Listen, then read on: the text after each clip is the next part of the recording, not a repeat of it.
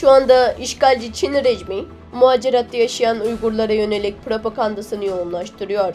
İşgalci Çin hükümeti yaptığı propaganda videosunda yurt dışındaki Uygurları Çin'e geri dönmeye, aileleriyle ve akrabalarıyla görüşmeye ve kendilerini Çin hükümetine açıkça bildirmeye çağırdı.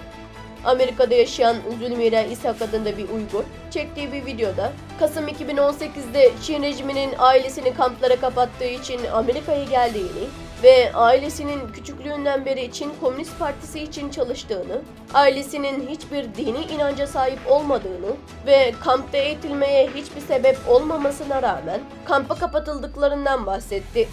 Ayrıca yurt dışındaki Uygurların iletişime geçmesiyle Doğu Türkistan'da çalışan memurların ve polislerin söylediğine göre kamplarda 70-80 yaş üstü yaşlıların da bulunduğu açıklandı.